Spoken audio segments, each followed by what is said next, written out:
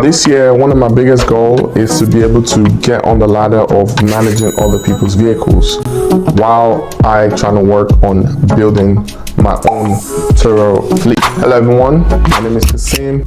Welcome to the $1 Million Challenge. So in today's video, I'm going to share with you one of the good news that I've been able to get started this year. God has been so good this year. I've closed on 2 vehicles for 1 client. The first vehicle that I had is Hyundai Sonata. It's a very nice vehicle. It's a 2018 Hyundai. It's really nice. The Sonata is white, big trunk, big engine. I think that vehicle should roughly be going anywhere from 50 to about 55 a day. It's 2018. It's a very nice car. So the second vehicle that my client purchased is a 2016 Chevy Crusie. It's an all-black Chevy Crusie. Very nice car. 3 and 4 cylinder engine. It's really nice. Like, the car looks good. It's an everyday type of car. It's gonna save people on gas, and that should go for anywhere from $48 to about $52 in my city. Those type of cars would do very well on Turo, and that is exactly what I help my clients in getting. So those 2 cars, I think by the time we get everything going and get everything listed on Turo, those 2 cars will do really well, and it should bring in anywhere from $5,000 each to 7,000 each for the year. So I'm excited about this year. I think it's going to be a beautiful year. For some reason, I'm just very positive about this year. God is giving me this feeling that this year is going to be a great year, so I'm going with it. Now, basically, my client is someone that I know, and we've been cool for a while, and he decided to purchase because he sees what I'm doing with Turo in the background. He decided to purchase, and basically I was able to put him through the process, my onboarding process. What is my onboarding process? My onboarding process is basically showing people how the Turo business works, explaining the business model to them, answering all their questions, navigating them through the things that they need to get. It could be as something as simple as, hey, do I need to have Easy Pass in my car? Hey, do I need to have a monthly membership with car wash? Hey, how much fees does Turo get? Hey, how does it work? They had a lot of questions, and I was able to answer the questions, and I was able to onboard the client, basically get them into Turo world. The ways that I'm operating this business, I call this new business model that I'm doing other people's vehicles, OPV, or other people's cars, OPC. So basically what I'm doing is they purchase the car, so the individuals purchase the car, and I onboard them. So what I mean by onboarding is basically I'm going to walk them through the process, get them, answer all their questions if they have it.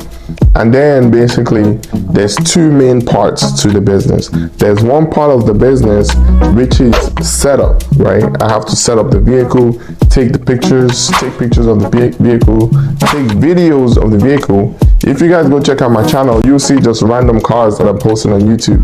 They are not random. I'm using those links to add it to my Turo communication ebook. You can check out that ebook in the links below. I basically added to the communication section of Turo where I communicate with the client. It's very necessary that I have those videos up there. So basically I onboard them, and I go through all the process, which is setting up the Turo account, taking pictures of the cars, washing the car, cleaning it, staging it. Staging it meaning taking really good pictures, like really awesome pictures of the cars, so it stands out in the search list.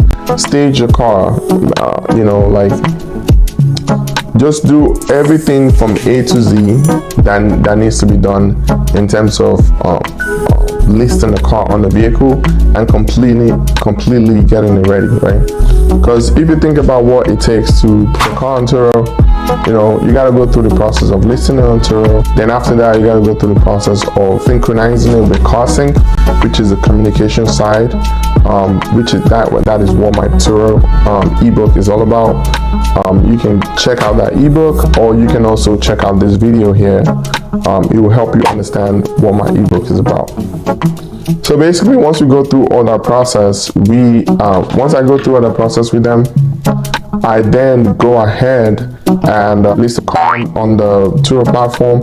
That is the one side of the business. And once I list a car on the Turo platform, list a car, then go on CarSync, make sure all their stuff is working on CarSync. Then after that, I'm pretty much done with the first section of the new business model, which is OPC, managing other people's cars.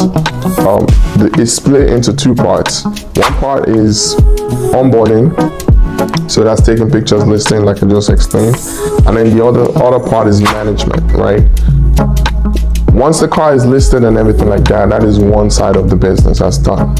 And then the other side of the business is just managing the vehicle for them. So that's where you have to have a management contract, where you have to have all the agreements in there, how you're going to operate the vehicles, where the vehicle is going to be parked, in case of an accident, what happens, who is responsible for what. The management contract needs to be as detailed as possible, talking about absolutely everything. And also, you still have to leave room for amendments, right? You need to be able to amend the management contract, because as you're going through it, a lot of things can happen that you would need to change and amend the contract. So you need to have that in there. Think about every possible thing probably happen. And at some point, I would probably also let my lawyer look into the contract, make sure everything is good, and we'll hold up in court in case anything happens. You just have to try to protect yourself through all the legal hurdles that could potentially happen. Think about, when it comes to the management contract, think about all the negative things that can happen first before the positive, right? So anything that can possibly happen that is bad, you list it in the management contract, and you can list who is responsible for it. And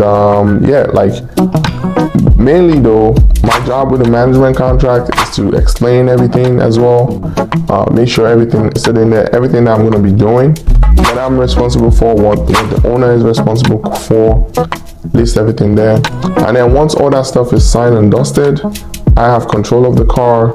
Then my job is to bring a revenue for the car and also manage the car. So that means washing it, cleaning it, doing customer service, responding to text messages, talking to customers, dropping off at the airport, everything that comes with operating a Turo fleet.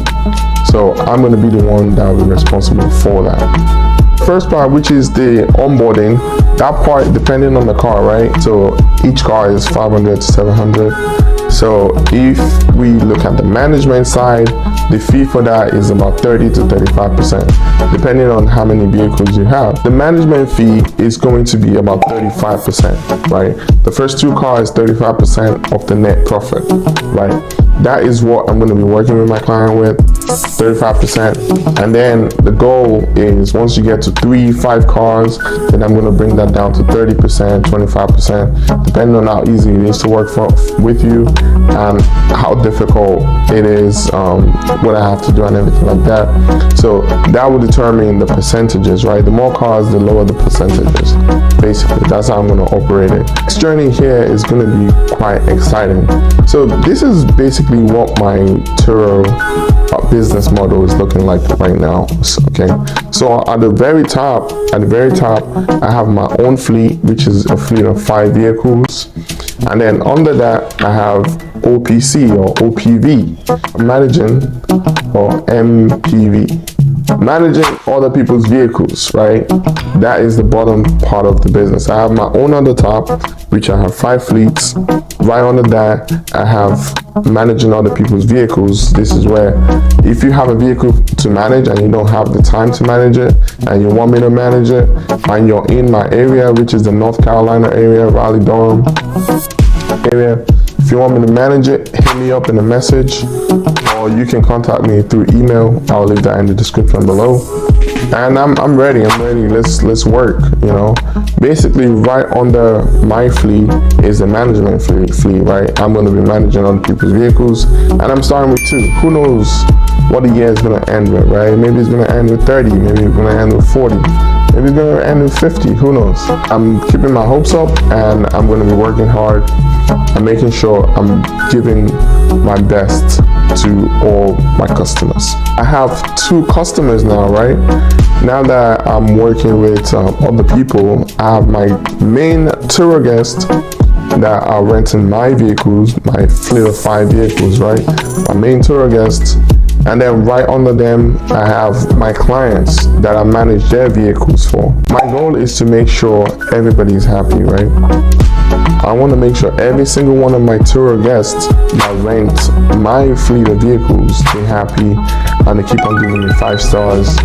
You know, I don't want to have 4 stars. My goal is to get to 5 stars every single time. Now that I'm a Turo Power host, I'm gonna maintain that and make sure I'm giving people the best customer service. If we go a layer down, we're gonna have my owners, right? The people that own the vehicles that I manage for other people. So I'm gonna make sure they're good as well, because now they're my customers, they're my client. They're managing their people or their vehicles for them. Now we're in business together. So my goal is to make sure they're good, and once they're good and they're making money, eventually they will buy more vehicles that they're gonna add to the fleet. More money, more business, more everything coming in.